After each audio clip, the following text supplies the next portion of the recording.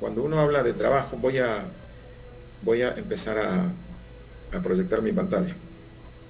Ahí veo que se enganchó o se conectó Fernando Guerrero. eh, también está Laura. Santiago Vargas. Perfecto. Y Santiago Vargas y hay una persona más, creo. Fernando Guerrero y Santiago Vargas y Hernán Serpa. Perfecto. Son los tres de la cruzada. También lo veo al Alexi Cruz. Bueno, decía que iba a proyectar mi pantalla, así que voy a hacer ahora eso. Voy a mostrarle un PDF que me va a permitir desarrollar todo el tema este de,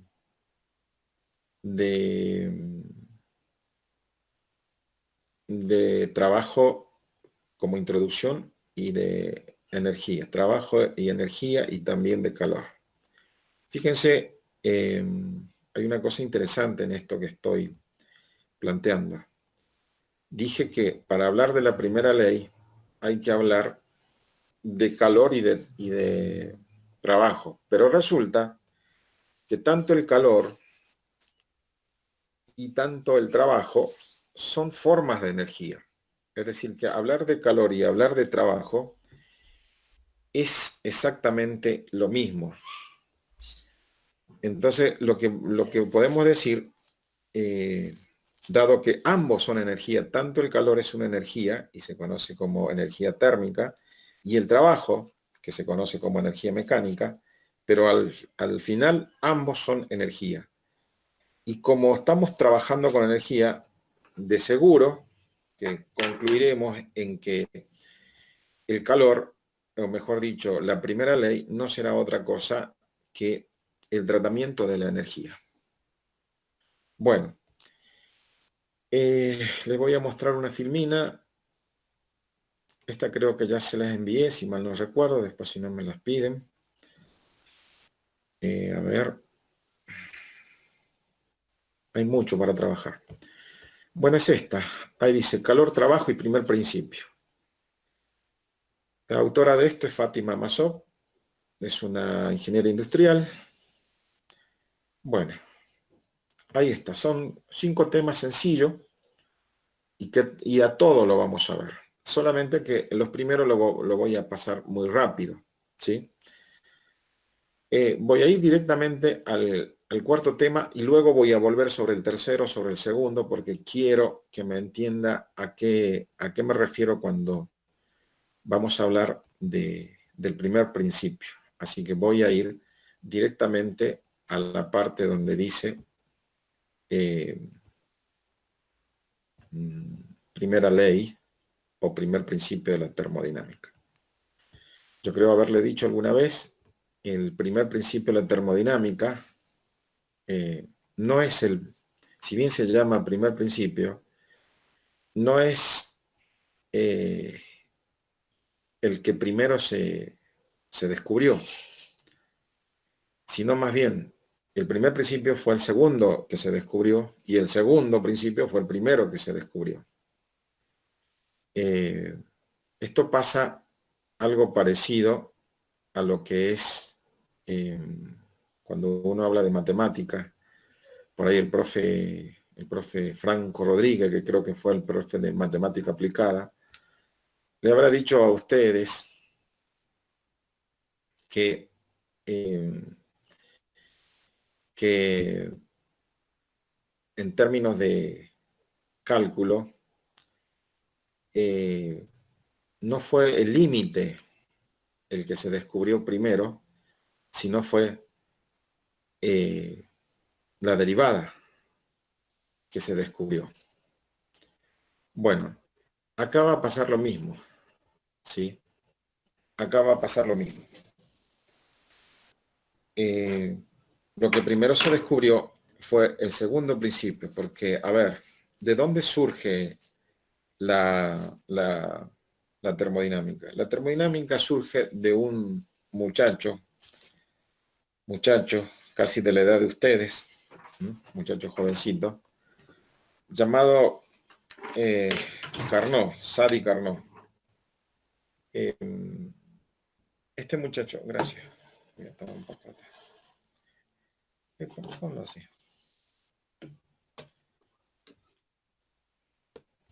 ¿Por qué hablo de este muchacho? Porque este muchacho no era un científico, sino más bien era un inventor. Hay que saber la diferencia entre lo que es un científico y un inventor. El inventor, a diferencia del científico, hace prueba y error. Hace algo, ve si tiene algún efecto interesante, se lo queda y si no, sigue probando. En cambio, el científico, a diferencia del inventor, el primero observa, hipotetiza y luego va a verificar si su hipótesis se cumple. Si no se cumple, la rechaza y vuelve a hacer observaciones y luego hipotetiza, ¿no? Él supone que tal efecto o tal sistema o tal mecanismo debe hacer esto o aquello, y entonces hace una hipótesis y después va y en la práctica ve si se ejecuta lo que él hipotetizó, ¿sí? Es decir, que hace al revés del inventor. El inventor primero prueba y después trata de entender, pero él no hipotetiza. Él dice, ¿sirve o no sirve? Dijéramos en términos prácticos, el inventor es práctico y el científico es más teórico. Sadi Carnot era un muchacho muy práctico. Así que él hizo muchas observaciones y nunca la entendió. Lo que nos queda de Sadi Carnot, que él llegó a acuñar lo que hoy se llama segundo principio. Obviamente no lo, no lo, no lo enunció como nosotros lo enunciamos el otro día, el segundo principio, ¿no? Ese principio que decía un compañero de ustedes, que no es posible, no existe máquina alguna que tenga la capacidad de transformar toda la energía de la fuente caliente en trabajo. Bueno, palabra más, palabra menos fue la expresión de Sadi Carnot. Eso lo dijo, lo anunció, pero no lo pudo explicar, no lo pudo demostrar, simplemente él afirmaba, por el experimento que hacía, que no puede existir ninguna máquina, ninguna máquina térmica, obviamente, que transforme todo el calor en trabajo. Así que, es más, Sadi Carnot, ese dicho, esto que estoy hablando, es lo que hoy constituye, obviamente le agregaron cosas, le quitaron cosas y le agregaron otra, es lo que se conoce como el segundo principio de la termodinámica o segunda ley de la termodinámica. Más que ley es principio. Eso hay que ser respetuoso. Muchos libros hablan de ley, pero en realidad son principios. Recuérdense, la diferencia entre ley y principio es que el principio no requiere demostración, ¿sí? En cambio, una ley sí requiere de demostraciones académicas. Cuando Sadi Carnot hizo esta afirmación, estoy hablando más o menos en 1800,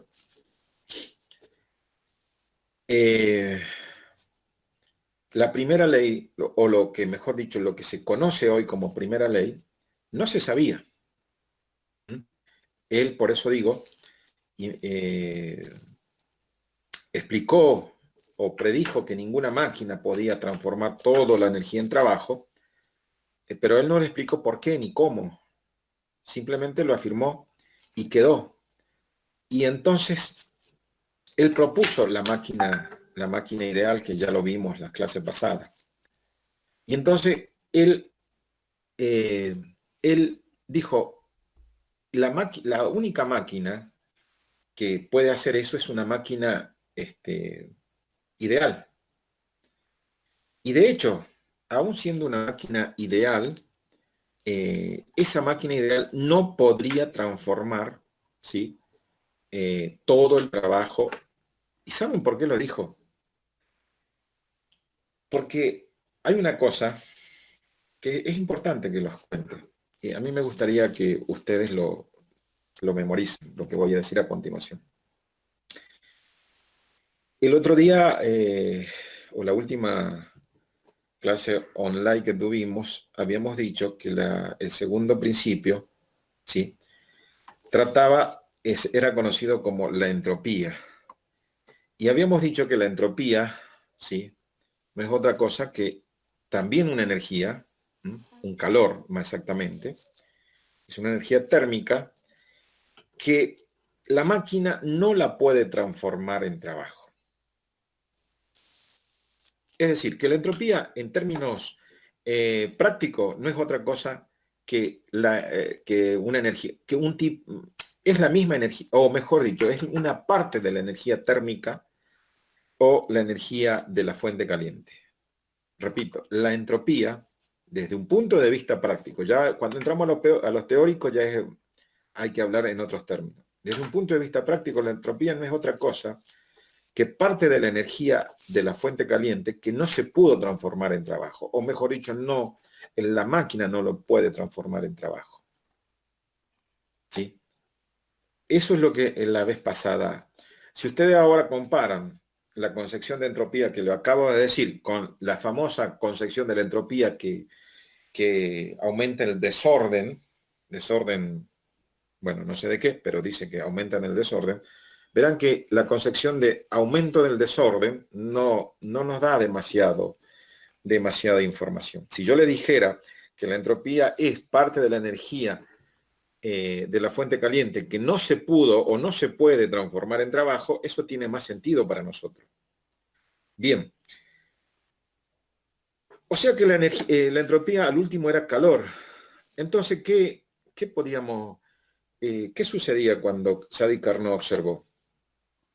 Él observó que una máquina térmica, y acá está lo que da miedo, que una máquina térmica real, una máquina térmica que tenemos en el taller, sucede que cuando uno empieza a hacerla funcionar, la máquina térmica aumenta la entropía. A ver, traduzcamos esto. ¿Qué significa que una máquina térmica aumenta la entropía? Vamos a hacer un ejemplo mental hipotético. Vamos a suponer, sencillito para que entiendan esta parte, que la fuente caliente nos brinda una cantidad de energía térmica igual, supongamos a 10 julios. 10 julios es nada, le digo para que más o menos se den idea, es nada.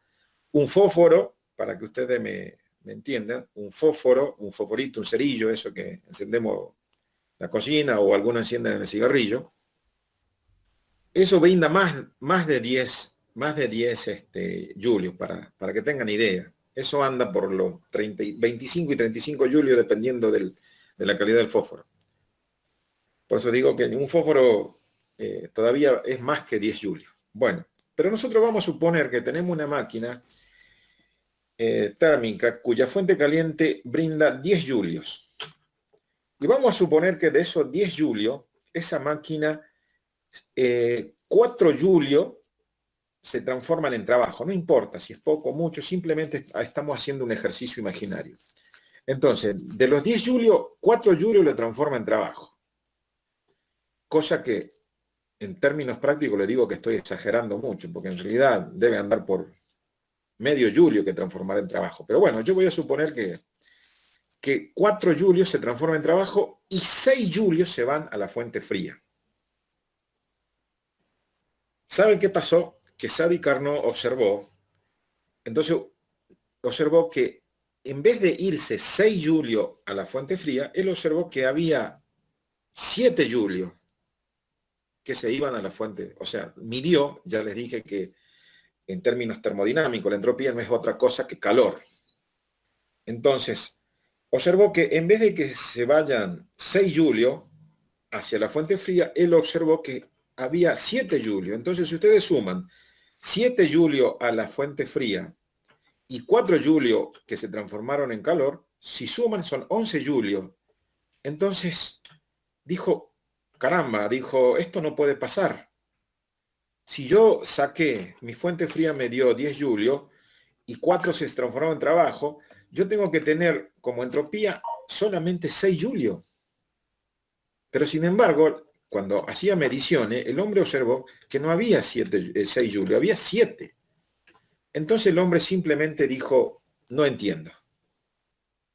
No entiendo. Las máquinas reales aumentan la entropía. Claro, aumentan la entropía porque ahora en vez de tener 6 julio, tenía 7. Entonces él llamó a eso un aumento de entropía. Y entonces sacó ese segundo principio que acabo de decir. Y debido a que las máquinas reales aumentan la entropía, su rendimiento baja.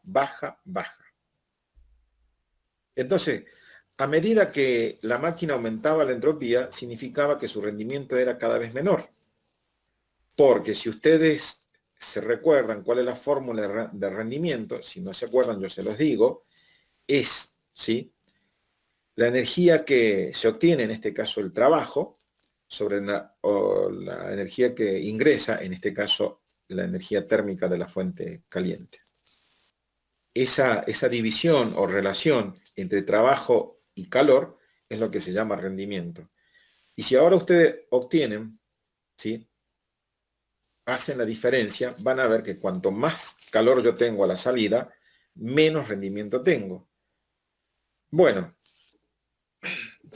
a mí me gustaría que ustedes se queden con esa idea, que las máquinas reales aumentan la entropía. Bueno, el señor Carnot se cansó de observar esto y evidentemente cada vez que lo hacía en distintas máquinas veía que la entropía aumentaba.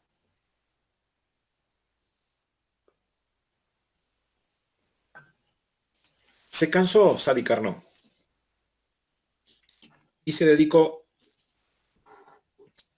él era un militar, se dedicó a fabricar cañones, o mejor dicho, a mejorar la fabricación de cañones de aquellas épocas, ¿no? Es más, hizo muchos cálculos de tiro con cañones, en fin. Y dijo, más que si me dedico a otra cosa, a mejorar los cañones. Y dejó todo su estudio. Lo bueno que hizo Carnot es que lo dejó escrito, como todo inventor, lo dejó más o menos escrito, que solamente él lo entendía. Pasaron unos casi 100 años, menos que 100 años,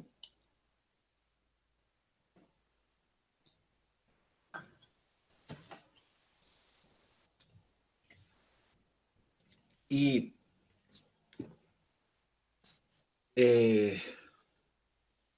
otro curioso, pero a diferencia del anterior, estos eran científicos, es decir, se dedicaban a teorizar. Uno fue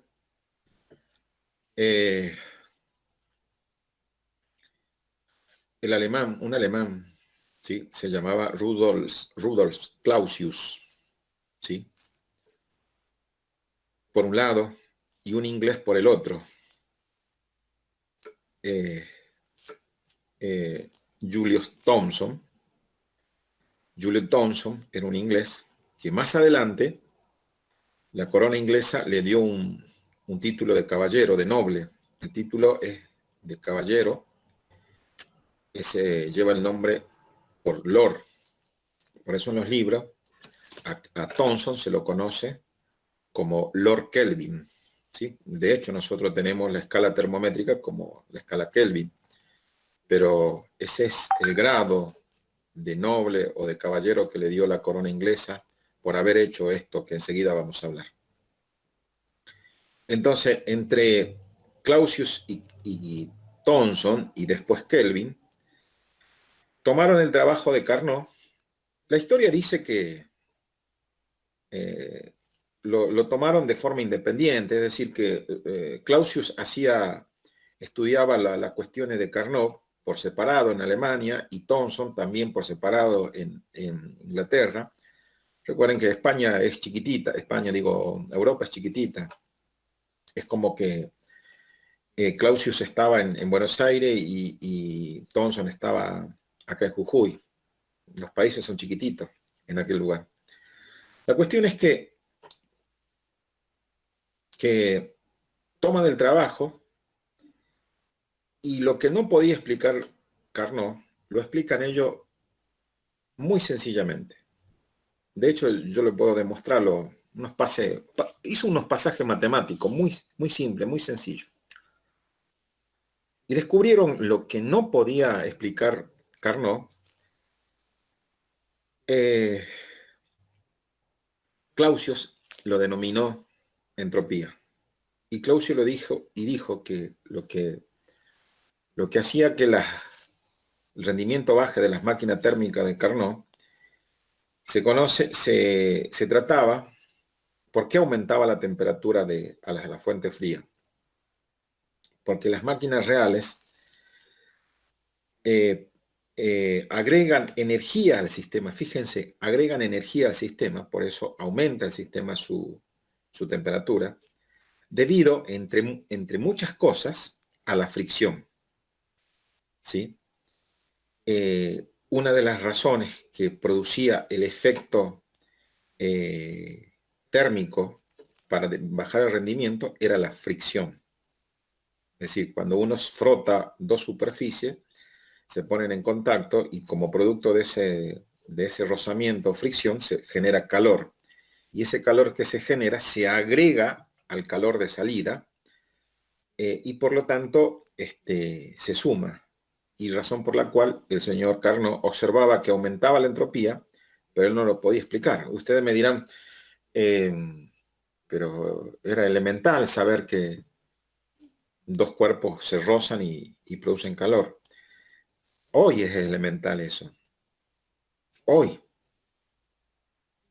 Hace 250 años no era tan elemental eso. Eso era algo que solamente quedaba reservado a los científicos. Hoy cualquier estudiante de secundaria sabe que la fricción es una energía real, existe, ¿sí? Se puede medir, pero la fricción se produce a partir del trabajo mecánico.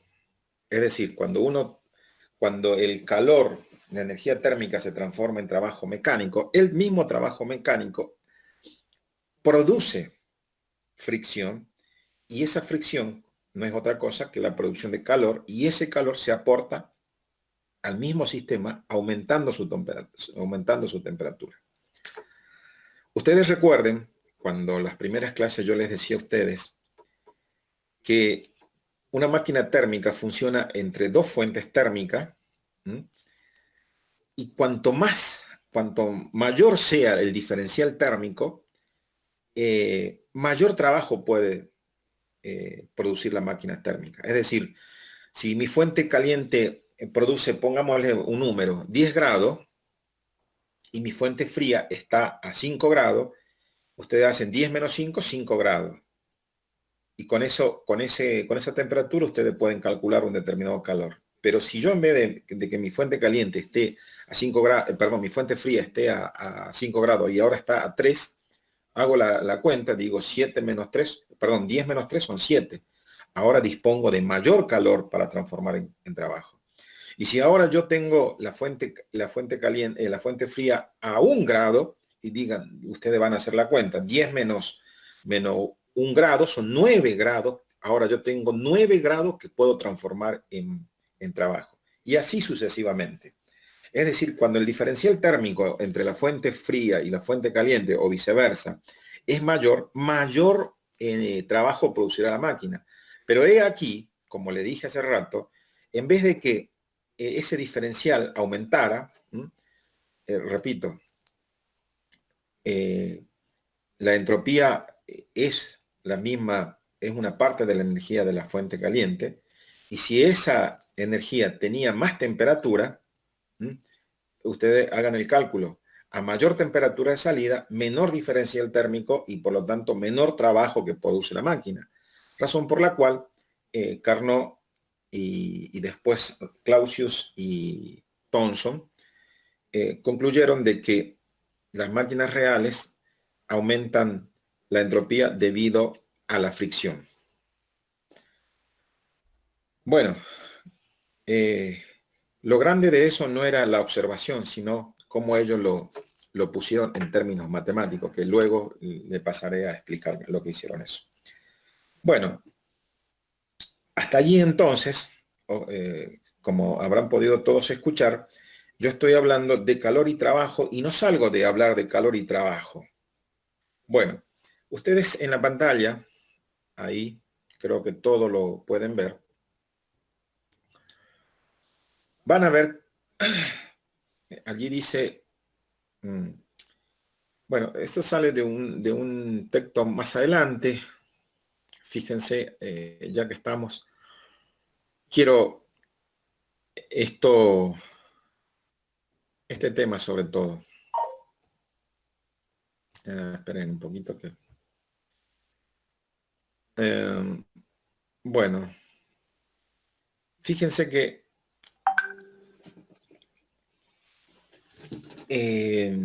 yo estoy hablando de calor y trabajo, de trabajo y calor. Hubo un señor inglés, Jules, que logró establecer una equivalencia. Ustedes tienen que entender la palabra equivalencia no como una igualdad, sino como cuando ustedes van a comprar a la esquina de su casa, al boliche de la esquina, van a comprar, no sé, pan por millones, no sé, y ustedes le dan un papel al muchacho o al dueño del boliche ahí, le dan, dicen, deme 1 kilo de pan, y ella le da en una bolsa un poco de pan y ustedes le dan un pedazo de papel, que es conocido como dinero. Entonces, ella le dice, bueno, el kilo de miñón acá en esta panadería está, póngale 100 pesos. Entonces ustedes le dan un papel que alguna vez alguien firmó y dijo que ese papel vale 100 pesos. Y la señora a cambio de ese papel le da un buen tamaño de bolsa con 1 kilo de pan. Bueno, ustedes podrán ver en ese simple sistema de equivalencia, papel versus pan no es igual. Nadie come papel, o por lo menos nosotros las personas no comemos papel, o por lo menos yo no conozco a alguien que coma papel. Pero resulta que ese papel equivale a 1 kilo de pan. El pan sí lo comemos, yo como mucho pan. Entonces, no significa ahí que la equivalencia sea igualdad. Papel no es igual a pan, eso es lo que quiero decir. Ni pan es igual a papel. Bueno, acá va a pasar lo mismo en esto de la equivalencia entre lo que es el calor y el trabajo. El señor Jules, con esa maquinita que están viendo abajo, a ver si lo puedo bajar un poquito más, ahí, con esa maquinita, en el tiempo que lo hizo él, lo hizo con una máquina más rudimentaria, pero bueno, hoy en los laboratorios se encuentra esa máquina y ojalá nosotros en el laboratorio tengamos esta máquina porque es muy sencillita. Es muy sencilla pero difícil de obtener los resultados porque se necesita mucha precisión. Bueno, el señor Jules, a través de su experimento, estableció una equivalencia entre el calor y el trabajo, ¿sí? Y esa es una equivalencia que a ustedes le va a acompañar hasta el día que nos vayamos. Y ahí, como dice, esa equivalencia dice que, bueno, eso es otra cuestión. Hay tanto de historia para contarlo.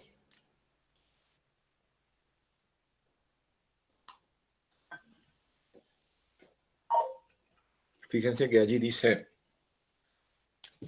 una cal, que es una caloría, igual a 4,184 julio.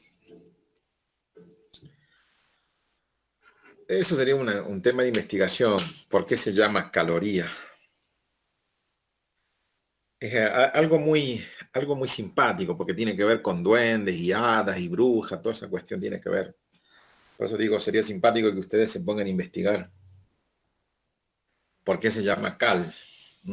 Cal viene de caloría, y caloría de dónde viene, de una palabra que se conocía antes como calórico.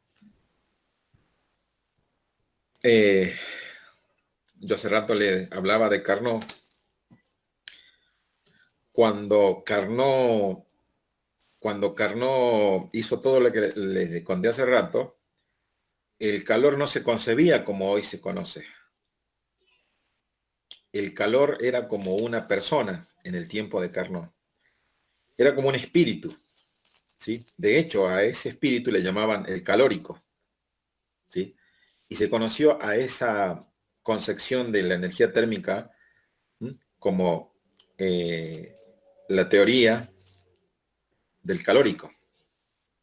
Entonces se decía que el calor lo generaban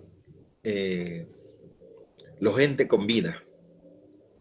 Cuando el calor se iba de ese objeto, el objeto se desanimaba, es decir, se moría. Se desanimaba. Y por lo tanto, el ánima estaba relacionado con calor. Donde hay calor, hay ánima, y donde hay ánima, hay calor. El ánima es lo que nosotros hoy llamamos alma, ¿no? No es otra cosa que, ¿no? Entonces, donde hay alma o ánima, como decían antes, hay calor, y donde hay calor hay ánima. Y como muestra de ello, ellos afirmaban que cuando una persona o cualquier organismo, un conejo, una rata, no está con vida, inmediatamente su calórico se va, por lo tanto se enfría el cuerpo. Bueno, no quiero hablarles mucho de esos cuentos, pero ustedes tienen que saber que el segundo principio de la termodinámica se formuló, como le dije, por Carnot, bajo esa concepción del calor, bajo la concepción del calórico, ¿sí? Bueno, entonces la palabra calor viene de ahí, del calórico, y caloría, bueno, del que manifiesta el calor. Bueno, este señor estableció esta equivalencia, y él dijo que un calor, que vendría a ser equivalente, hoy en día podremos traducir que un alma, ¿eh?, un ánima o un alma, tiene una energía de 4,18 julios. Así que imaginen lo grandioso que era hace 250 años pensar que alguien haya tomado la temperatura al ánima, ¿no? Al alma. Eso era grandioso, por eso le dije que es medio cuento de... Pero pasó, fue real. Bueno, más tarde, como le dije, vino Clausius y vino Thomson y le quitó toda la... Clausius demostró que el calor no existe, es como haberle dicho que el alma no existe. Punto, ya está. Porque, claro, lo que pasa es que antes no se tenía instrumento de precisión, y uno dice que un cuerpo muerto no tiene temperatura. Recuerden que Kelvin, ¿sí?, o sea, Thomson, él dijo que todo cuerpo, y escuchen bien, todo cuerpo por fuera del cero absoluto irradia calor. Con esa sola afirmación dio por tierra a la teoría del calórico, porque él estableció el 0 grado, recuerden, a menos 273. Todo que estés por arriba del menos 273, o dicho de otra forma, el 0 grado absoluto, todo cuerpo ya irradia calor o irradia energía. Y se demostró eso. Es decir, que un organismo que no esté, o mejor dicho, que esté muerto, un conejo, una gallina que esté muerta, el hecho de que adquiera temperatura ambiente, o sea que esté frío, mi abuela decía que los cuerpos cuando no tienen vidas están más fríos que ¿cómo se llama? Que la temperatura ambiente. Eso me asustó tanto hasta grande, le digo. No es que me asustó, sino es que me costaba creerlo, ¿no? Cuando tuve mi abuelo que se fue cuando yo tenía más o menos 16 años, más o menos, el primer abuelo mío que se fue a los 16 años. Entonces yo le toqué el cuerpo a mi abuelo, digo. Me acuerdo todavía que le toqué cuando estaba mi abuelo allí. Y digo, a ver si era frío. Y en verdad que frío, pero después, consultando bibliografía para contradecirle a mi abuela, descubrí que no, ese es lo que se llama sensación térmica. Pero bueno, listo. Así que vino Thomson, que es Kelvin, y dijo que todos los cuerpos a partir o con una temperatura superior al cero absoluto emiten energía. Lo planteó casi 80 años después, el señor Max Planck lo confirmó. Max Planck, recuerden que es el inventor de la física cuántica. Así que, chao, el teorema del calórico quedó al olvido, era mentira, y por eso a Carnot tampoco se lo creyó después, porque Carnot, como le dije, inventó el segundo principio de la termodinámica sin haberlo dicho a él, ¿no? Él no dijo, este va a ser el segundo principio, él simplemente dijo que ninguna máquina puede transformar toda la energía debido a la entropía, punto. Es más, ni siquiera dijo entropía, sino dijo al aumento de la energía de la fuente fría. No sabía, no le dio nombre, solamente observó, lo escribió y el hombre se retiró como era militar, a mejorar los cañones. Punto. Y ahí se acabó la historia. Bueno, mis alumnos de sexto año, segunda división de la mejor escuela de la Quebrada, deberán memorizarse esta equivalencia, decir que una caloría es equivalente a 4,18. Con que sepan 4,18 yo me conformo. La tercera cifra, si quieren, sí, si quieren, no. 4,18 julios. Y si ustedes hacen al revés, quieren saber un julio a cuántas calorías equivale, un julio, van a ver que un julio equivale a 24 calorías, aproximadamente, obviamente, ¿no? Si hacen al revés de esto, van a ver que un julio equivale a 24 calorías, no sé si lo dice acá, creo que no lo dice, pero yo necesito que esta equivalencia la tengan por memorizada, ¿ok? ¿Me han escuchado? A ver, ¿me están escuchando o yo estoy hablando solo? A ver, Benjamín Mendoza, ¿cómo le va? Hola, buen día, profe. Sí, Hola, hola, escucho. Benjamín. Bien, entonces usted me tendrá que memorizarse esa equivalencia, por favor, Benjamín. Lo mismo Alexi, lo mismo Fernando y lo mismo Hernán. Memorícenlo porque eso en cualquier momento lo vamos a saber. Lo único comentario para terminar esa partecita, le tengo que decir que, como le dije, Jules es inglés y la unidad, a ver, para que me entiendan un poquito más, si vamos a hilar un poquito de historia, yo le tengo que contar que Jules era el único hijo mimado, de una familia inglesa que tenía una fábrica de cerveza, o sea que Jules era cervecero, ¿sí? O sea que era un muchacho con mucho dinero, ¿sí? Y si hablamos de cerveza, hablamos de comida, que uno pone en la mesa, o por lo menos en los grandes bacanales, siempre antes existía la cerveza. Por lo tanto, la unidad de calor, que Joule lo propuso, en honor a la teoría del calórico, quedó como una medida de comida, de alimentos, ¿sí? Por eso los químicos y los bioquímicos lo usan más a la caloría que nosotros los mecánicos, ¿no? Que la parte técnica que somos nosotros.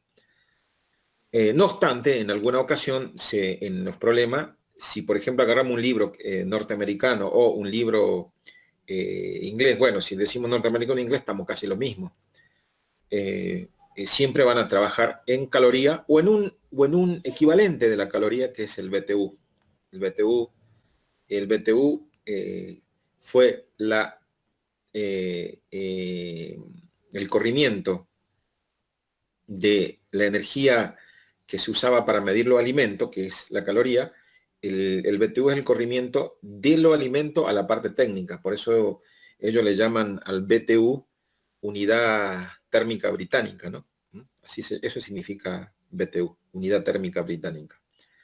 Así que nosotros cada vez que agarremos un libro que no sea de acá americano o europeo, siempre se van a medir en caloría o BTU, ¿sí? Un BTU más o menos es casi 1000 julios. Bueno, eso ya a medida que lo necesitemos iremos sacando la equivalencia. Bien, listo con este con este cuento o esta parte. Vamos a pasar a algo más interesante. Después tengo que hablarle de distintos tipos de trabajo. Ya le voy a ir hablando a medida que pase. Bueno, ahora sabemos entonces, a partir de esa equivalencia de Joule es conocida como equivalencia mecánica del calor. Cuando a alguien le pregunta a usted cuál es la equivalencia mecánica del calor, bueno, ustedes dirán que una caloría es equivalente a 4,18 julios. Es que no, algunos no le van a preguntar una caloría cuánto equivale. No, le van a decir, señor Hernán, ¿cuál es la equivalencia mecánica del calor? Bueno, entonces ustedes deberán responder. La equivalencia mecánica del calor dice que una caloría es igual a 4,18 julios o viceversa. Un julio equivale, perdón, 4,18 julios equivale a una caloría. Y si por ahí le piden un julio, ¿cuántas calorías? Bueno, un julio son 24 calorías. Y si no, ustedes a partir de eso ya lo sacan. Bueno, ahora, figúrense, nosotros dijimos hace rato que calor y trabajo es lo mismo, y de hecho acabamos de saber que hay una equivalencia entre calor y trabajo.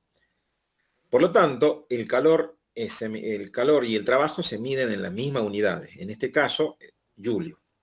Ahora, acá viene una cuestión bastante clave.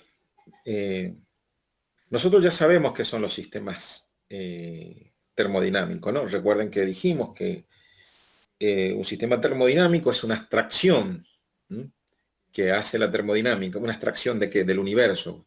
Abstracción significa algo imaginario, algo mental, eso es algo atractivo.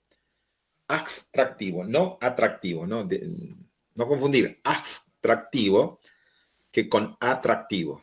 Atractivo es un cerro, atractivo es un cactus, eso es atractivo. Pero abstractivo, con B y S, es algo imaginario. Por ejemplo, abstractivo puede ser un hada, abstractivo puede ser ustedes que viven por allí, el coquena, porque dicen que existe, pero nadie lo vio, y el que lo vio no vivió para contarlo, cosas por el estilo. O sea que eso existe en la imaginación. Ahora, los sistemas termodinámicos son abstracciones o abstractivos, y por lo tanto, nosotros podemos decir que un determinado sistema, una cosa que me estoy olvidando, también sabemos o hemos estudiado que los sistemas termodinámicos podrán ser abiertos, podrán ser cerrados, podrán ser aislados o podrán ser adiabáticos. Nosotros en esta primera parte, vamos a comenzar con lo más simple de los sistemas, que son los sistemas cerrados, ¿sí? Recuerden que los sistemas cerrados pueden transferir o transfieren energía, pero no materia, ¿sí? O sea que interactúan con el entorno, transfiriendo o transfiriendo energía, pero no masa, ¿no? O sea, pueden transmitir, si yo digo energía, estoy hablando de trabajo también, pero lo que no van a transmitir o transferir es masa. También recuerden ustedes que los sistemas cerrados podrán tener las fronteras o el contorno rígido, o flexible o elástico, ¿sí? Porque si transmiten trabajo, las fronteras necesariamente tienen que ser elásticas, tienen que ser móviles o cuando menos elásticas. Repito, si un sistema termodinámico cerrado transmite o transfiere trabajo al entorno, o recibe del entorno trabajo, sus fronteras o contorno mínimamente tendrán que ser elástico. Y de ahí hacia móvil. Ideal es que el contorno o parte del contorno sea móvil. Bueno, Ese sistema termodinámico con esa característica de sistema cerrado, y acabo de decir que no transfiere masa, puede transferir energía y puede transferir trabajo, pero no transfiere masa. Bueno, a ese sistema cerrado con la característica que acabo de nombrar, en los libros de termodinámica lo van a conocer como volumen de control. Volumen de control. ¿Sí? ¿Por qué volumen de control? Pues lo que, como acabamos de decir, como es un sistema que va a transferir trabajo, ese volumen o la forma del sistema va a cambiar, se va a modificar. ¿Sí? ¿Por qué se va a modificar? Porque acabamos de decir que el contorno del sistema va a ser mínimamente elástico o en el mejor de los casos, ese contorno o parte del contorno va a ser móvil. Piensen en un pistón. Ustedes conocen un pistón mecánico y saben que el émbolo junto con el vástago forman la parte móvil del pistón y el resto de las paredes es rígida.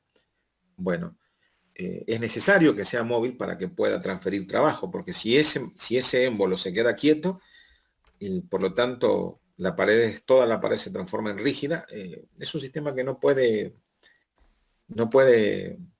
transferir trabajo. Podrá transferir energía en forma de calor, es decir, el cuerpo podrá absorber calor o emitir calor, pero trabajo no. Como sistema no transfiere trabajo. Perfecto. Dicho todo eso, y ahora sabemos lo que es un volumen de control, porque ahora es más, yo voy a hablar, en vez de decir sistema termodinámico, yo voy a decir volumen de control. Entonces, cuando yo diga volumen de control, no se me pierdan mis alumnos. Cuando diga volumen de control, estaré queriendo decir sistema termodinámico cerrado. ¿Ok? ¿Me siguen o no me siguen? Sí, profe. Bueno, por ahí, Guerrero, ¿me sigue usted o no me sigue? Sí, profe.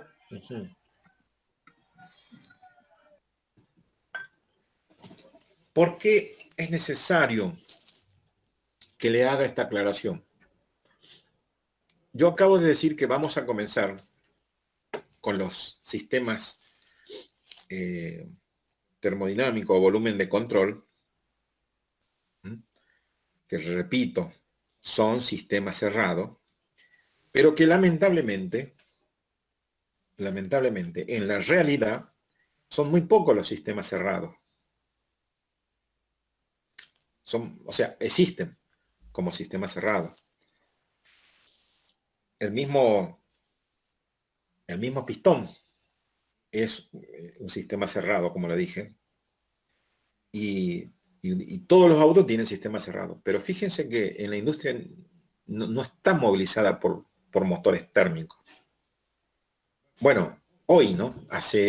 Póngale unos casi 100 años atrás, sí, todo era sistema cerrado, porque acuérdense de la revolución industrial, todo era movido por vapor vía cilindro de vapor. Bueno, hoy ya, como le dije, en laboratorio le dije, los vapores, perdón, las máquinas térmicas se han reducido casi, en algunas industrias, el vapor solamente se usa como elemento de limpieza y en algunas otras industrias como elemento de producción de energía. Por lo tanto, hoy en día los volúmenes de controles son casi inexistentes. Y la realidad es que los sistemas de la masa de control, que es el otro sistema termodinámico que es abierto, son mayoría. O sea que son más complicados de analizar, pero nosotros vamos a comenzar, y no digo que no vamos a ver las masas de control, sino que lo vamos a ver un poco más adelante, pero le digo que son más complicados. Y los sistemas sistemas abiertos son los que en la realidad existen. Pues si son sistemas abiertos, no solamente van a permitir la transferencia de energía y de trabajo, sino que también van a permitir la transferencia de masa. A ver, el otro día en laboratorio cuando hablábamos de intercambiadores de calor, fíjense que los intercambiadores de calor son sistemas abiertos. ¿Por qué? Porque transfieren masa. ¿Sí? Recuerden, ahí podemos relacionar la materia esta de termodinámica con laboratorio y decir que los sistemas, los calentadores, los intercambiadores son sistemas abiertos. Bueno, listo, ya está aclarado, comenzamos con los sistemas abiertos. Y acá tienen, esta es la ecuación del primer principio de la termodinámica. Entonces, ustedes verán acá arribita, fíjense, dice que delta de U es igual a omega, si el sistema está aislado. ¿Sí? ¿Qué significaba que un sistema esté aislado? ¿Sí?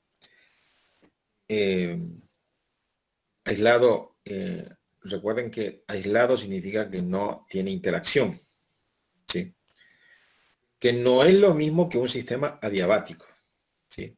Hay una diferencia entre que un sistema sea aislado y un sistema adiabático. Por ahora nada más le diré que este tipo de sistema no es real. Ya vamos a ver por qué más adelante, un poquito más adelante. Lo que queda es a partir de este momento que, claro, si un volumen de control puede transferir trabajo y energía, o sea que constantemente se va a estar modificando, o ya sea el trabajo o ya sea el calor, pero la cuestión es que se va a modificar.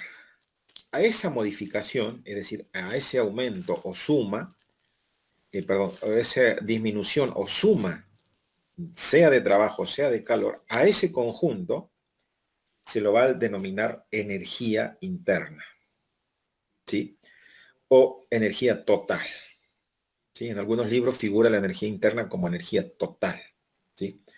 A mí me gustaría que mis alumnos simplemente sepan que la suma o la variación de la energía del calor más la variación de la energía del trabajo va a producir una variación del calor total o de la energía total, o también llamado energía interna, y representada con esta U. Eso es este primer principio así conocido es aplicable para, como dice acá al lado, para cualquier sistema. Nosotros lo que tenemos que hacer ahora es solamente aplicarlo a los sistemas, como dije, a los volúmenes de control, es decir, a sistemas cerrados. Bueno, corolario, comentario de este principio. En clases anteriores se les explicó a ustedes que el calor, o comienzo con el trabajo, me había demostrado en un simple ejercicio que el trabajo es una variable del sistema, ¿sí? Y el calor también es una variable del sistema. En cambio, la energía interna o energía total es una variable de estado. Entonces mis alumnos tienen que saber cuál es la diferencia entre variable de estado y variable de sistema.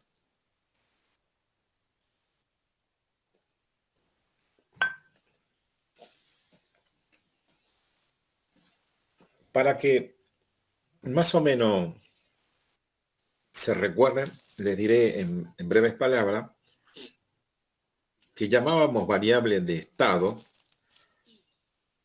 a aquellas variables que solo dependían de su estado inicial y de su estado final. Y las que no dependían de esa forma eran variables de sistema.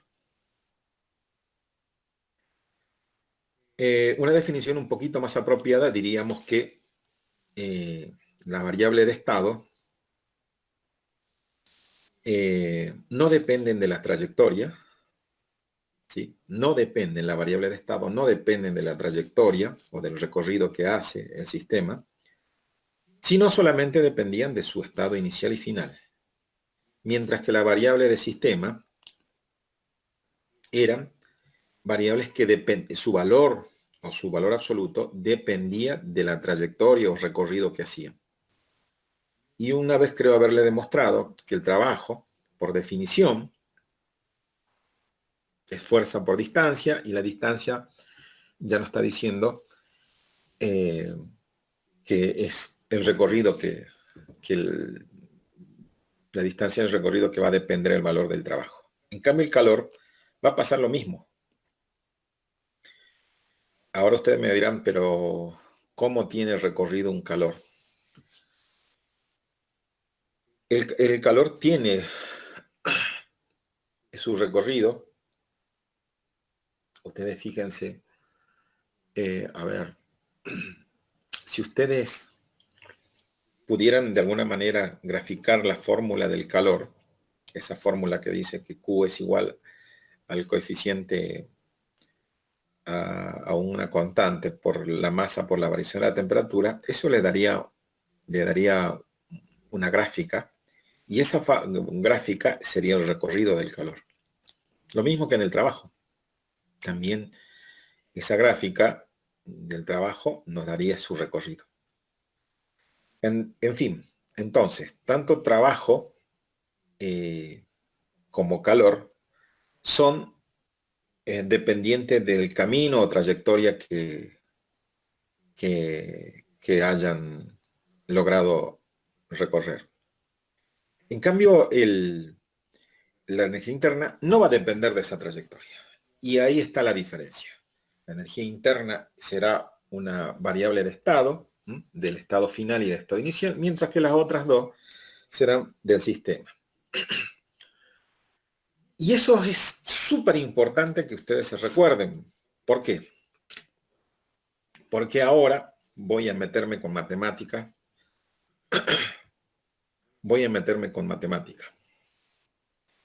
Y para eso le voy a ir a mi pizarra. Y ahí vamos a entrar un poco. Yo sé que por ahí le tenemos miedo a la matemática, pero no voy a usar mucha matemática, que digamos tampoco. Entonces dije, como yo tengo un valor final de esto, a ver. Una de las características o representación de las variables de estado es que se puede representar con este diferencial, es decir, con delta de U. Recuerden que delta de U o el delta, ¿sí? Cualquiera, voy a cambiar de punta, a ver, significa, a ver, no sé, a ver, al final menos inicial, voy a poner así, final menos inicial. Si estamos hablando de la energía interna, entonces un delta de U será la energía interna final menos la energía interna inicial. Siempre el delta de U significa algo final menos algo inicial. ¿Ok?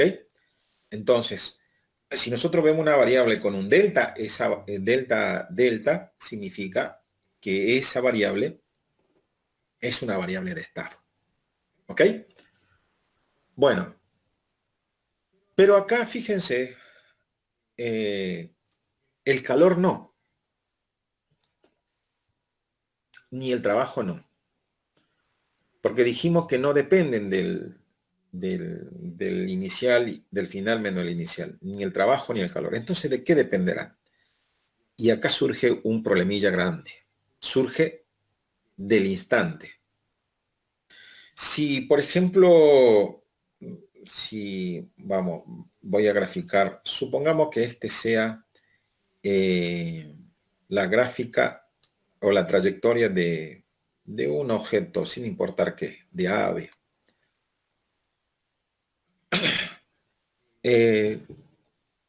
Y supongamos que ese objeto tenga una energía interna. Para mí U, si acá es mi inicio, ¿sí? Y acá es mi final, pongámosle inicio y final.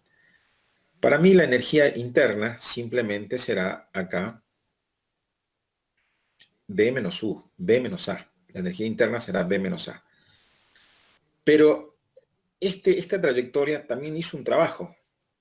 Pero yo no puedo poner, decir el trabajo, o sea, no podría decir esto, miren chicos, decir omega va a ser B menos A. Porque si yo hago esto,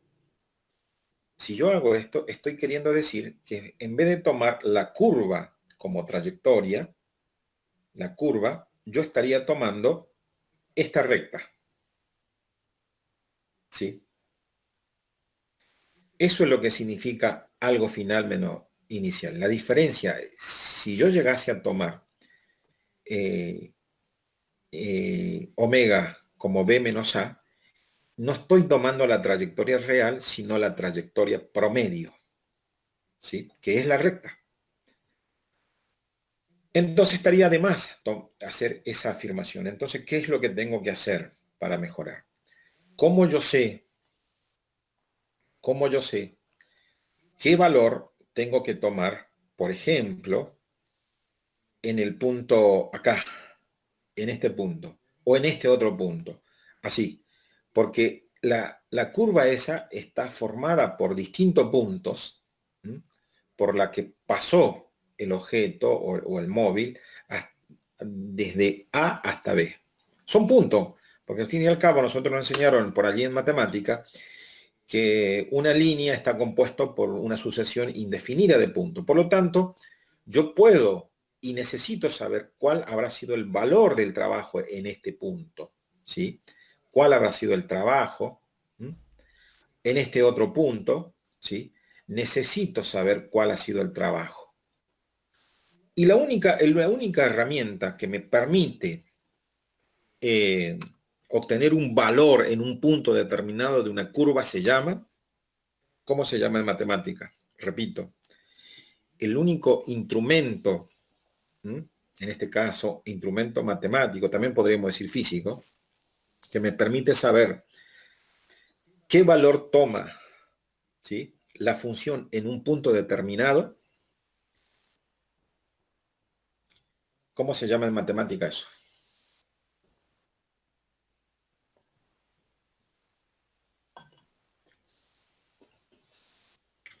Cualquiera de los 5 me dice cómo se llama ese punto.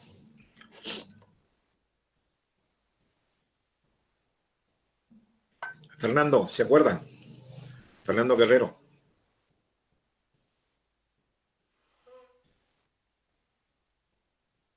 No, profe. Usted, Hernán Serpa.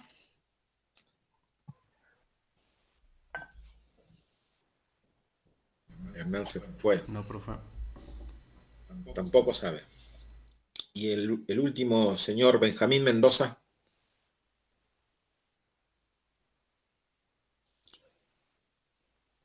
Benjamín se fue a cocinar. Benjamín, todavía sigue allí. Bueno, ¿usted se acordará, señorita Laura? Laura.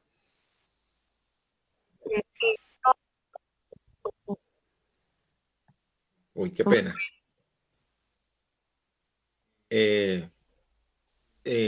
Laura salió súper entrecortada, no se entendió nada, pero no importa.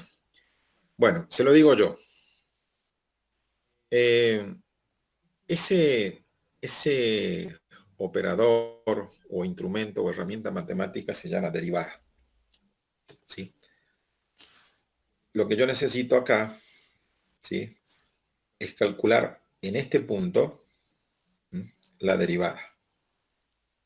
Derivada.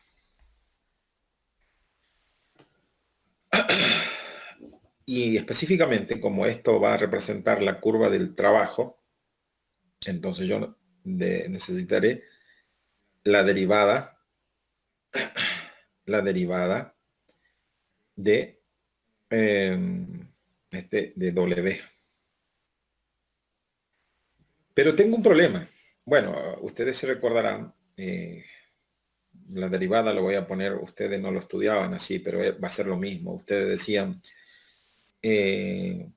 la derivada de f de x, decían ustedes, va a ser igual al límite, ¿sí? Cuando, no sé, un valor o una variación de la variable, por ejemplo, h tiende a 0, de la función de x más h menos f de x, todo esto sobre h.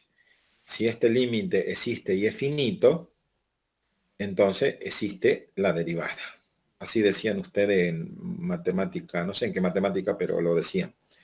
Bueno, este es el concepto matemático de la derivada. Fíjense que la derivada es un límite. Desde el principio al final es un límite. Y ustedes tienen acá, fíjense, este algo final, porque es f de x más h menos f de x, esto es delta de f. Y si ustedes vieran, este h, h es igual a x, este es delta de f, es la variable final menos la inicial. A eso le llaman h. Y dicho de otra forma, esto sería delta de x. Por lo tanto, la derivada no es otra cosa que el límite de un cociente, como nosotros lo llamábamos al cociente. La derivada no es otra cosa que esto, ¿sí?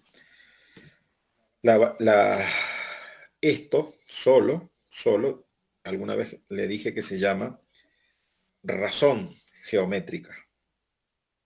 Dicho de otra forma, la derivada no es otra cosa que el límite de una razón geométrica.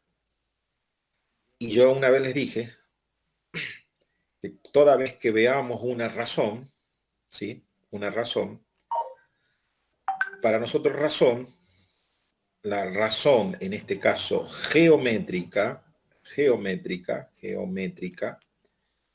para mis alumnos dije que significa comparar.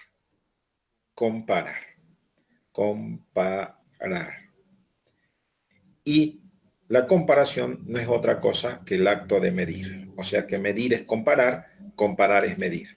Y si yo estoy tomando el límite de una comparación o de una medición, si ese límite existe y es finito, decimos, ¿sí? Repito, como la derivada es un límite de un comparador, ¿sí?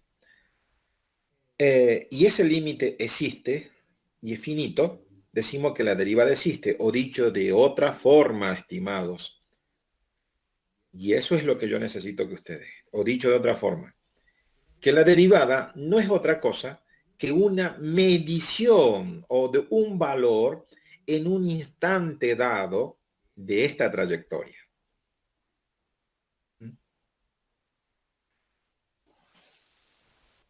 Voy a repetir por si a alguno les quedó todavía ahí en el tintero. Que la derivada, siendo un límite de una comparación, esto que estoy diciendo al último no se lo enseñé el profe de matemática. Porque el profe de matemática, a él no le enseña, no está asociado con las cuestiones física o química. El profe de matemática enseña matemática y se acabó, punto. Pero esto último que le estoy diciendo, que la derivada no es otra cosa que un límite de una comparación, eso solamente lo sabemos lo que alguna vez trabajamos con fierro, lo que agarramos la cinta métrica, lo que agarramos, ponemos un fierro en la fragua y le damos en el yunque con un mazo, bueno, eso sabemos que es la medición. Por ahí el profe de matemática,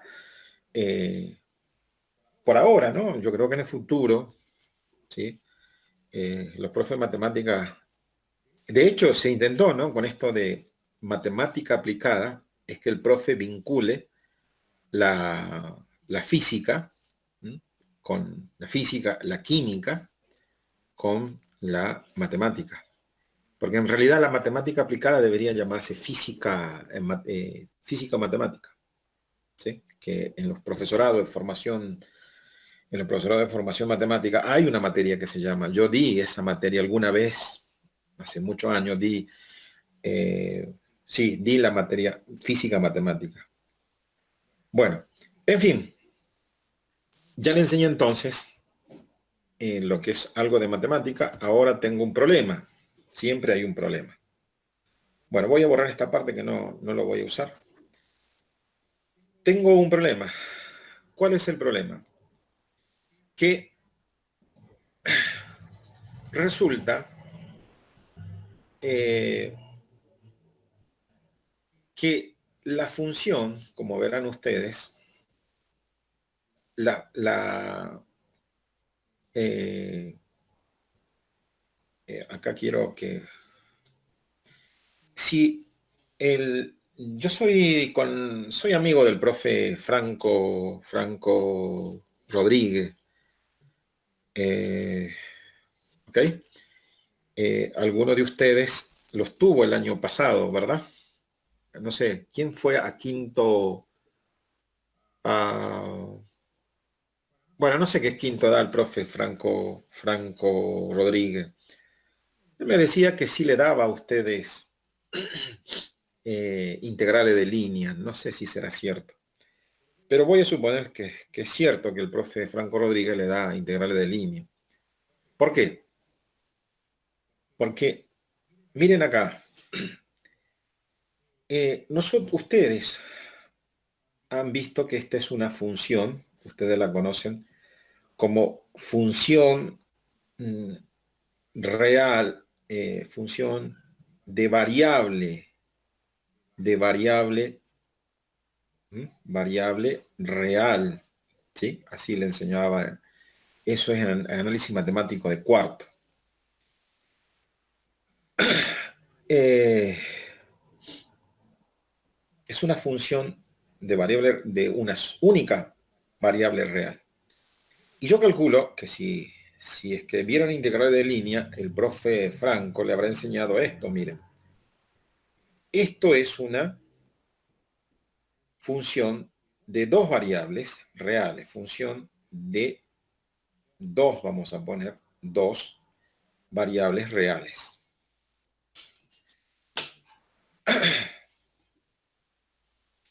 ¿Y qué es una función de dos variables reales? Una función de dos variables reales es una fórmula eh, cuyo valor va a depender, eso, de dos variables. Ahora, ¿cómo sería la derivada? La derivada, ¿sí? Acá voy a borrar un poquito para que nos entendamos. A ver, esperen un poquito, voy.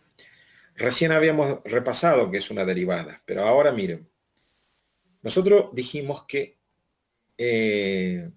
la derivada de esto, bueno, quedaba como f' de x. Y aquí era igual, ¿sí? Igual, bueno, recién dijimos que era al límite del cociente incremental en x sobre f de x, perdón, de f, delta de f sobre delta de x. ¿Sí? Bien, eso dijimos que era la derivada. Bueno, y ahora presten atención acá.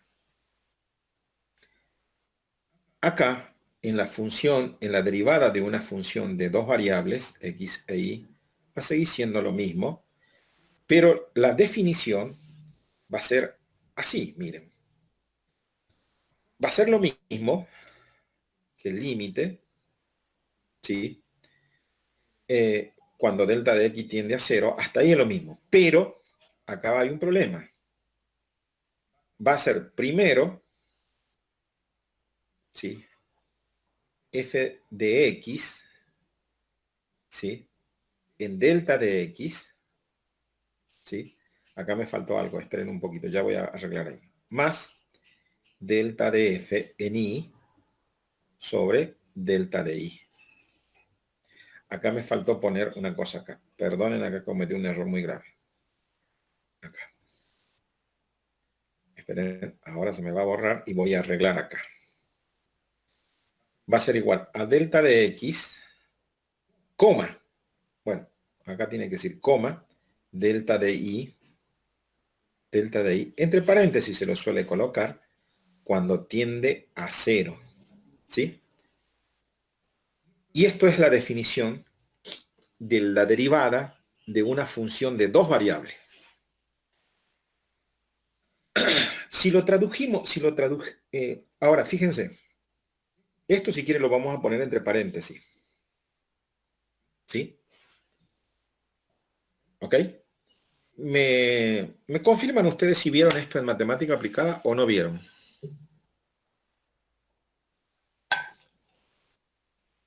¿Vieron o no vieron?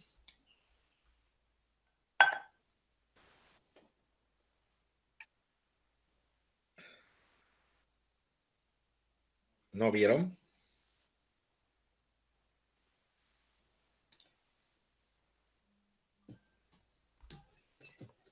Nadie responde, nadie pregunta. ¿Por qué me hacen salir de acá? A ver.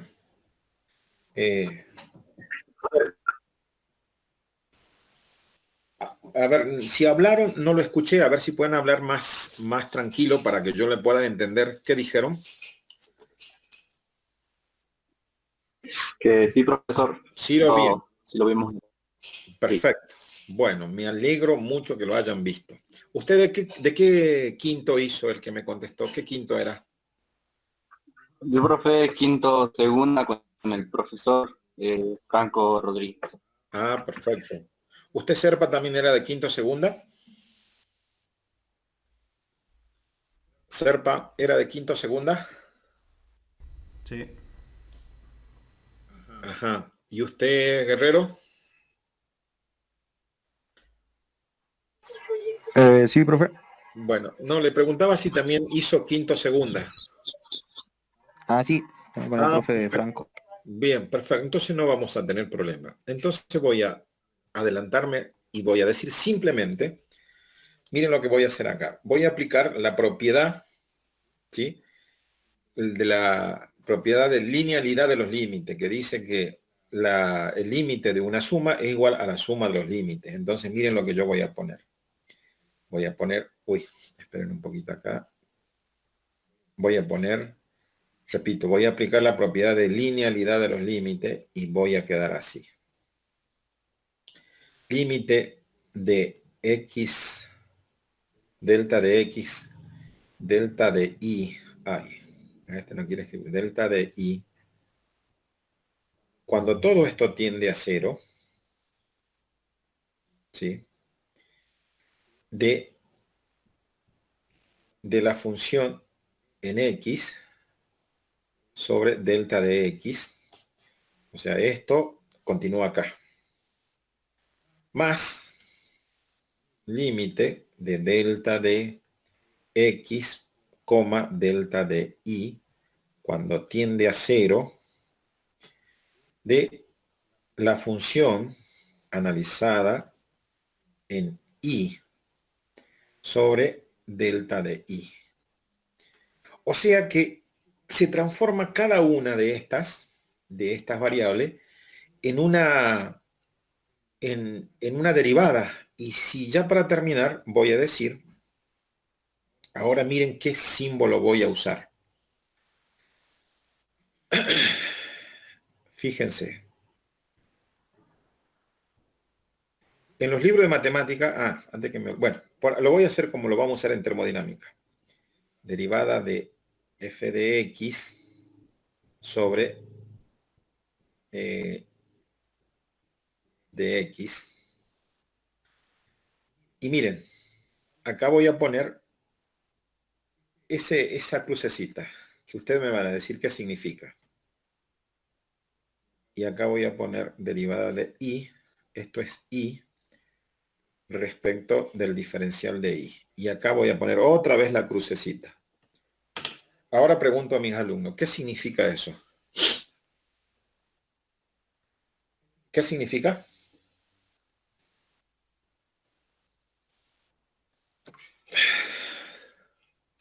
Significa derivada parcial. ¿Ok? Es decir, que la suma de las derivadas de una función de dos variables, perdón, repito, que la derivada de una función de dos variables es igual a la suma de las derivadas parciales de cada una de las variables. ¿Ok? Bueno, ¿Se acuerdan o no se acuerdan eso? Cualquiera de los muchachos del año pasado, ¿se acuerdan o no se acuerdan? No, profesor. No. Bueno, pero me habían dicho que hasta acá se acordaban, porque miren ahora qué va a pasar. Ahora vuelvo a termodinámica. Vuelvo a termodinámica.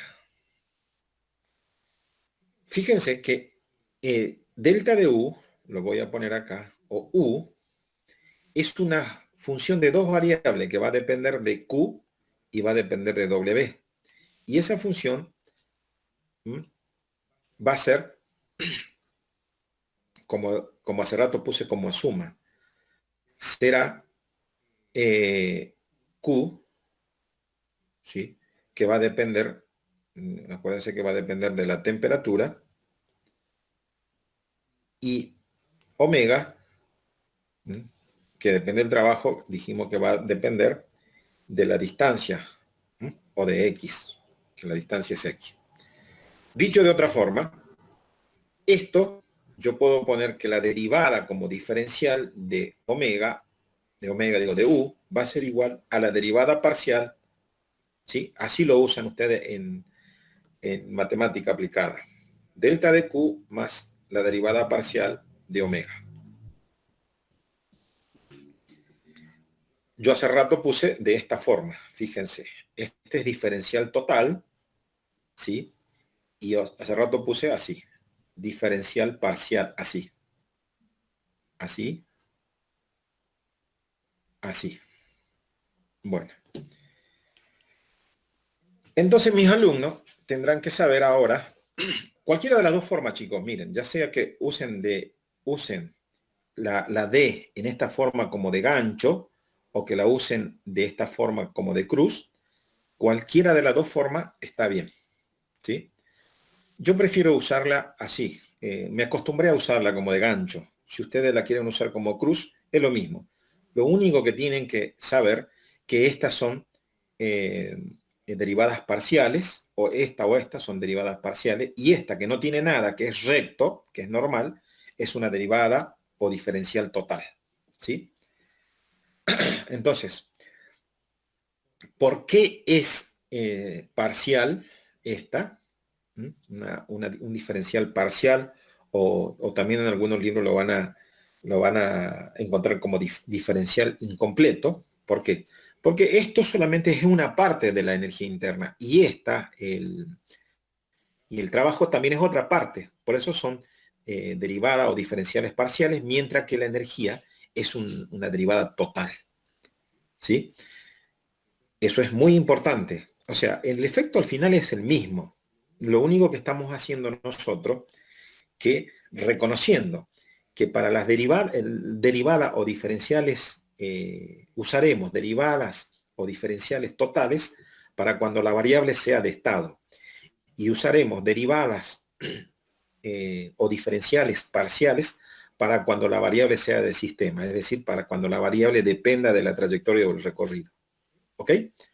Así que no se me asusten si ven un poco de ecuaciones. Lo único que hacemos es lo mismo que hacemos en matemáticas, nada más que acá, en vez de tratar de funciones, hablamos de función de estado de la energía interna, y hablamos de función de sistema o variable de sistema, el calor y el trabajo. Punto, nada más. No tienen nada de...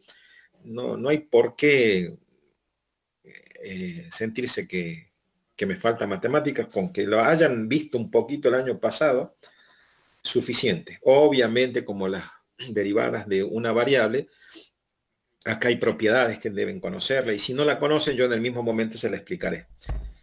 Bueno, entonces, pasando en limpio, ¿qué aprendimos hasta el momento? Di vuelta por todos lados para simplemente decirlo en resumidas cuentas, decirles que la derivada, una representación diferencial de la primera ley, repito, una notación diferencial de la primera ley de la termodinámica, será el diferencial total de la energía interna, va a ser igual al diferencial parcial, ¿sí? Diferencial parcial, ¿ve?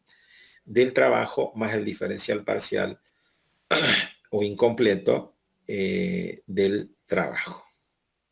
Estos dos son exactamente lo mismo. Nada más que esta parte, la segunda que puse acá abajo, es más real que las otras. ¿Sí? Esto me va a dar mucho más información que esta otra. Bueno, listo. Hasta allí tenemos la primera ley de la termodinámica. Sabemos que esto lo estamos aplicando a un sistema cerrado por ahora y que son los sistemas con que vamos a comenzar. Bueno, para terminar, ya falta 10 minutos para terminar. Vamos a avanzar un poquito más ya en una aplicación más concreta. Esto, como lo digo, lo leen ustedes, son relleno de este tema. Todavía no llegué a la aplicación de la ley. Bueno, un poco de signos, si quieren ustedes. Bueno, esos signos fíjense, el trabajo, nosotros el sistema que vamos a adoptar del signo, ya le dije que es signo termodinámico, ¿sí?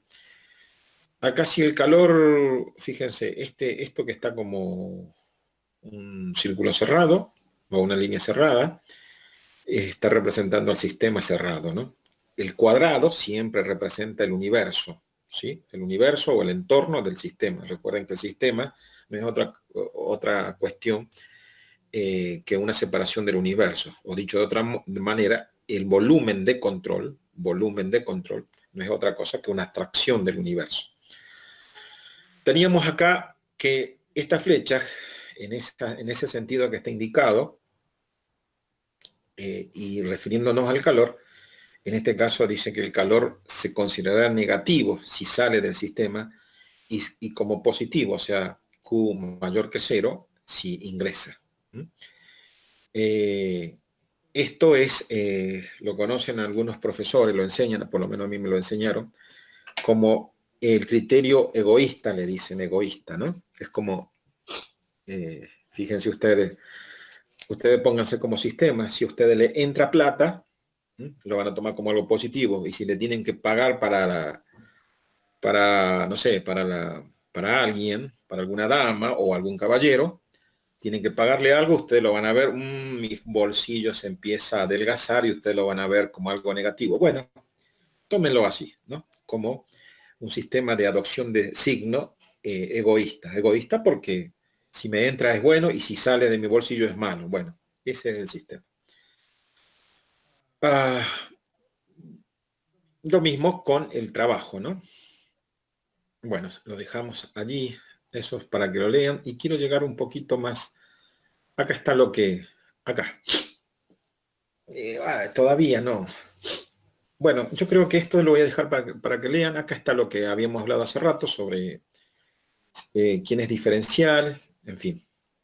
Vamos a ver acá.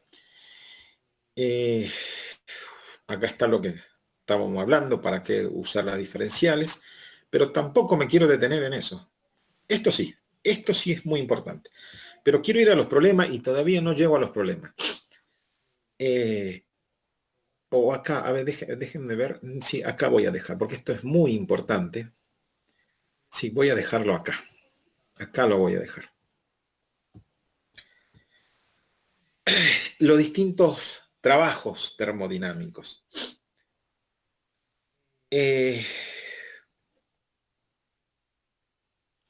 A ver.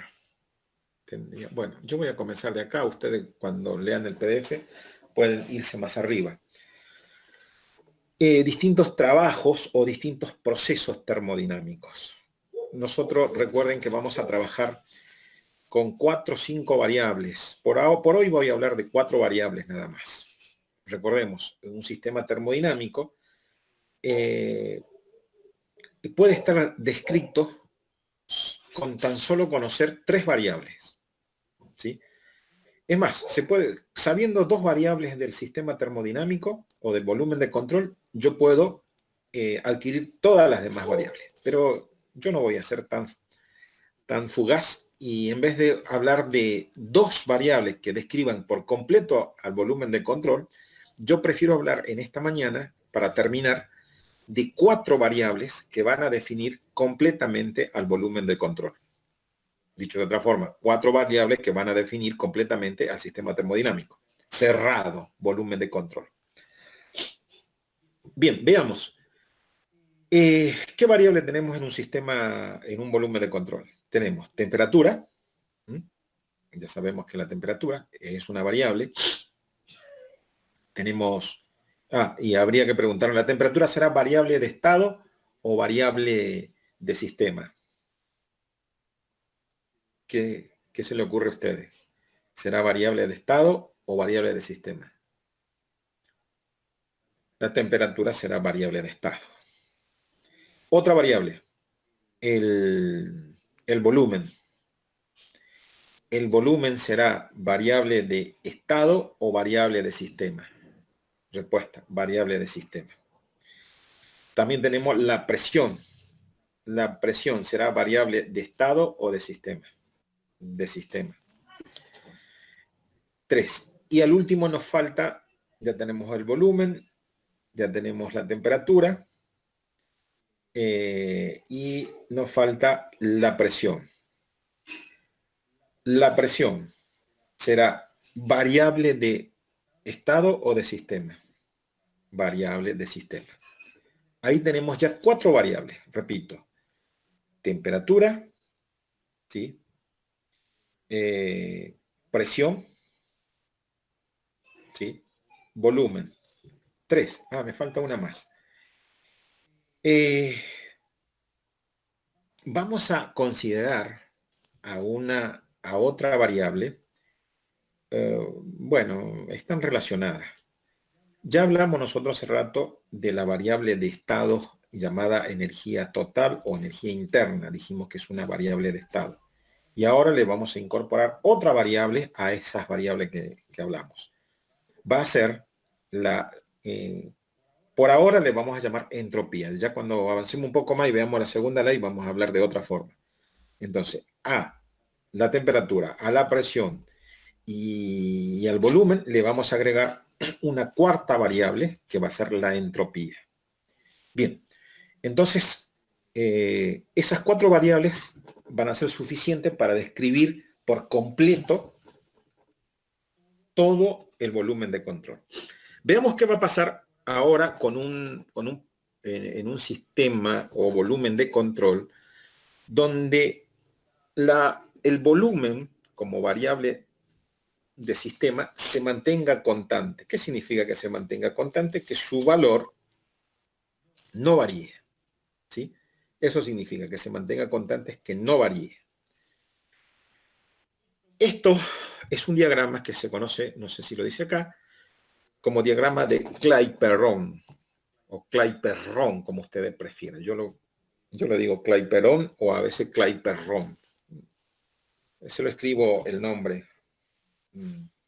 Se lo debe a David Clapeyron el nombre. Voy a ponerle para que ustedes así. Estos son diagramas de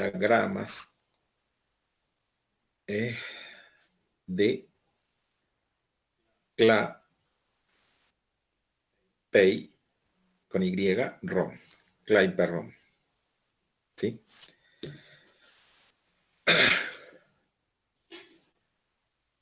Bueno.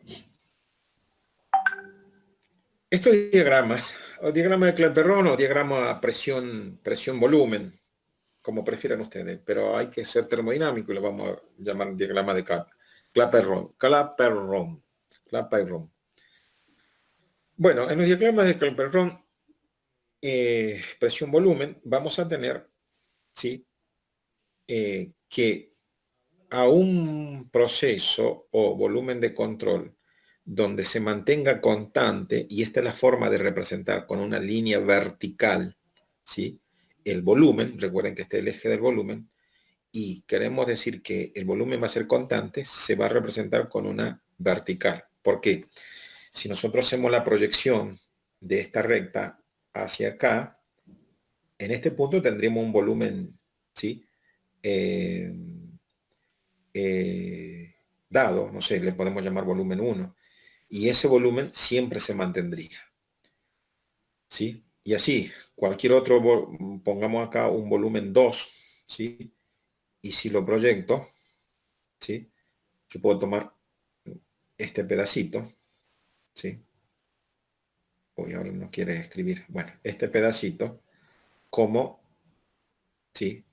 Mi nuevo volumen, o mejor dicho, mi volumen constante con una determinada presión. Cuando el volumen de control, el volumen de control tenga por constante su propio volumen, ese proceso se llamará, o ese sistema se llamará un sistema de proceso isócoro o isocórico, como prefieren ustedes, repito.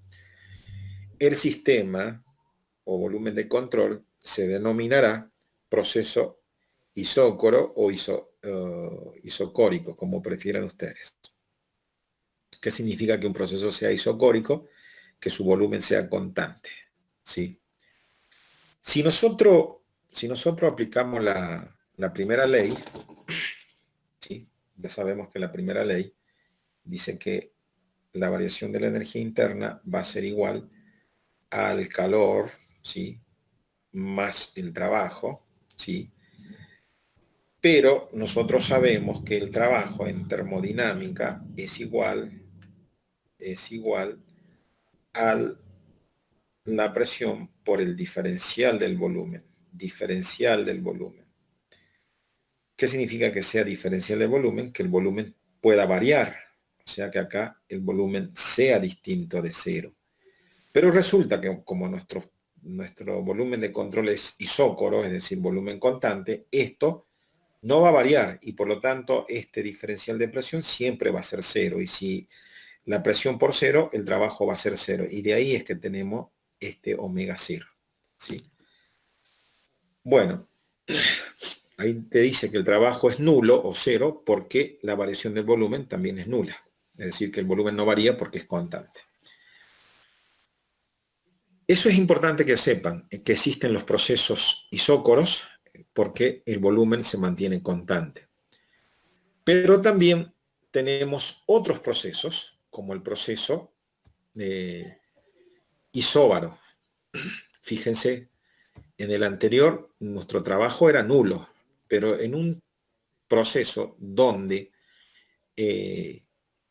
la presión ahora va a ser constante, y mire cómo se representa la presión constante, con una línea horizontal, mientras que antes un volumen constante se representaba con una línea vertical. Entonces pasamos de una línea vertical a una línea horizontal y fíjense que el valor de la presión en I, perdón, el valor del volumen en I es este y el final es este otro. O sea que por lo tanto hay variación del volumen.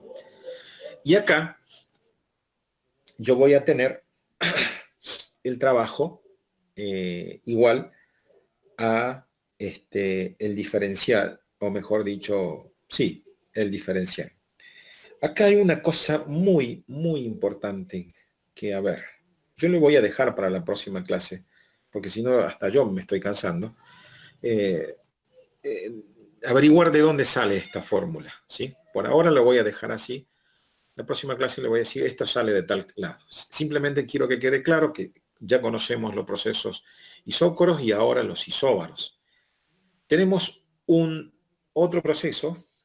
Fíjense que el anterior era, el isócoro era vertical, el isóbaro era horizontal su línea, y miren, acá tenemos una combinación entre los dos procesos anteriores, entre lo que es el isócoro y el isóbaro, tenemos una curva, antes teníamos rectas. Los procesos también, fíjense que el volumen va a variar, porque para este estado inicial, que está por acá abajo, ¿sí? Fíjense, vamos a tener un determinado volumen, que podemos llamar volumen inicial, y para esto podemos llamarlo en volumen final, lo que significa que la variación del volumen es distinta de cero.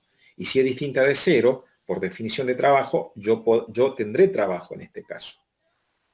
Y si ustedes se fijan, miren la diferencia entre este trabajo en un proceso isotérmico contra el trabajo en un proceso isobárico. Los dos son negativos, presión por diferencial de volumen. Los dos son negativos, presión por diferencial de volumen. O sea que tenemos casi el mismo, si ustedes se fijan, casi el mismo fórmula, pero miren, el resultado final no es el mismo. El resultado final, acá tengo, al último va a quedar todo esto al último, quedará como la presión por el diferencial de volumen. En cambio, cuando el proceso es isotérmico, fíjense que el trabajo ya queda de otra forma. Miren acá cómo queda. Queda como el número de moles por R por T por el logaritmo del volumen inicial sobre el final. Ahí tenemos el tercer proceso o el tercer tipo de trabajo. Y un último trabajo que vamos a tener, por ahora digo, no es el último, es el trabajo adiabático, que tiene que ver con el que le dije, la cuarta variable que vamos a tener acá a enredar, es el trabajo del segundo principio, que es conocido como el principio de entropía, la entropía. Bueno, fíjense que a diferencia de lo anteriores, son muy parecidos, pero no son iguales. Fíjense acá cómo es una isoterma, porque este era un proceso isotérmico, y cómo es una adiabata o adiabática. Yo lo suelo decir adiabata esto. Entre una adiabata y una isoterma, fíjense que son casi iguales. Lo único que voy a decir en que difieren es en la velocidad del crecimiento. Las adiabatas crecen más rápidamente que las isotermas, pero en gráfico casi son lo mismo. Si ustedes las superponen, el gráfico acá de la isoterma con la adiabata pasaría más o menos, la isoterma pasaría por acá. Así sí, se iría. ¿Sí? Por acá, bueno, acá no me sale porque no tengo buen pulso yo para lo... Todavía no adquirí pulso para el lápiz óptico, pero más o menos sería así. Así. Y ahí con eso ustedes deben interpretar que la isoterma es más lenta que la adiabata. ¿Sí? A diferencia también, fíjense, comienzan con la misma formulación, pero los resultados de los trabajos no son la misma. Esos resultados yo les voy a explicar la próxima clase para no cansarlo ahora. Y con eso terminamos los 4 procesos. Entonces tenemos un proceso isocoro o isócoro, donde el volumen constante, tenemos un proceso isóbaro, donde la presión es constante y el trabajo está dado por la variación del volumen.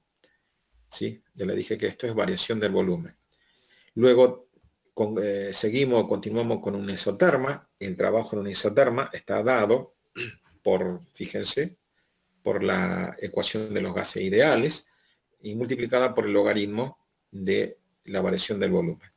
Y una adiabata, que es casi lo mismo, pero con la única diferencia de que va a introducir acá una que por el momento yo lo voy a llamar gamma, pero más adelante vamos a ver que esto tiene un nombre especial que se llama índice de adiabaticidad, ¿sí? Esta gama. Es un poco difícil. Esto prepárense para la próxima clase, que el cálculo de esto es bastante largo. Prepárense prácticamente para una clase de matemática. Así como ahora, pero vamos a ver bastante matemática para deducir esta fórmula. Mis alumnos, aparte de saber, fíjense qué es lo que vimos hoy. Vimos la equivalencia mecánica del calor con el trabajo, que dijimos que una caloría, ya para terminar la clase, dijimos que una caloría es 4,18 julios y que un julio es igual a 24 calorías. Dijimos, le conté un poco de historia y también le presenté la formulación de la primera ley de la termodinámica Para sistema cerrado hice hincapié que solamente comenzamos viendo sistemas cerrados. Más adelante veremos los sistemas abiertos. También le advertí que los sistemas cerrados son los menos en la realidad, pero son didácticos, y que los sistemas que más existen en la realidad son los sistemas abiertos, ¿sí? También vimos ahora que existen 4 procesos en termodinámica, existen mucho más. No, yo, para meterme en esta parte de la materia, les hablé de 4 variables, le hablé de la presión, volumen, temperatura y entropía. Y le dije que cada una de esas variables tiene su respectivo proceso. Entonces, hablando en términos del volumen, y si este volumen es constante, se mantiene en el tiempo constante, el proceso se llamará isócoro, y si nos referimos a la variable presión y la presión se mantiene constante, el proceso que se desarrolla se llamará isóbaro o isobárico, como prefieran ustedes, y el trabajo, a diferencia del anterior, sí tiene un valor más bien incremental, porque recuerden que esto es un delta, un incremento. Entonces, en el proceso isóbaro, la presión es constante y el trabajo es un trabajo incremental. Luego le hablamos de la temperatura y dijimos que un proceso donde la temperatura sea constante, ese proceso se llamará isotérmico y tiene por gráfica, ya no recta, sino tendrá una curva. Una curva, ¿por qué tiene esta forma de curva? Ustedes en matemática esta forma de curva la conocen como hipérbola, es decir, las isotermas son curvas hiperbólicas, ¿sí? Para que ustedes me entiendan, grafiquen ahí ¿cómo se llama este programa? GeoGebra, o en cualquier calculadora, grafiquen y igual a 1 sobre x, repito, grafiquen y igual a 1 sobre x, y la gráfica de esa le va a dar esta forma. La gráfica de 1 sobre x se llaman hipérbolas. Esta es una gráfica hiperbólica. Entonces, cuando la temperatura es constante, el proceso se llama isotermo o isotérmico, y la gráfica es una hipérbola, ¿sí? Y el trabajo es una aplicación de la ley de los gases ideales, donde tenemos la ley del gas ideal multiplicada por el logaritmo de la variación del volumen, ¿sí? Finalmente, le conté que es un proceso adiabático. Ustedes saben que un proceso adiabático es que no transfiere el calor, es decir, no es que el calor se va a mantener constante. Fíjense ustedes, adiabático es que el calor va a ser nulo, no va a haber transferencia de calor, que es medio parecido al sistema entrópico, un proceso entrópico o de entropía constante. No lo vamos a ver por ahora porque es adelantarme mucho. Por ahora simplemente diré que un proceso donde su calor sea nulo se va a llamar adiabático. Por ahora también le tengo que anticipar que el proceso adiabático es un proceso imaginario, no existe en la realidad, pero bueno, sirve para analizar. Al igual que en el caso de la isoterma, la gráfica de un proceso adiabático es otra hipérbola. A diferencia de la hipérbola anterior, esta hipérbola tiene crecimiento más rápido que la hipérbola de la isoterma, ¿sí? Entonces podemos decir que las adiabatas son más rápidas o de crecimiento mayúsculo que las isotermas. El trabajo en este caso, fíjense que es un trabajo bastante largo. Esta fórmula es muy complicada de obtenerla, yo la voy a obtener. Y al último vamos a ver que en un proceso adiabático, que dije que no existe, no es real, se verifica el primer principio de la termodinámica, donde el trabajo es igual a la energía porque el calor es cero, ¿sí? Y nada más por ahora. Yo me cansé de hablar,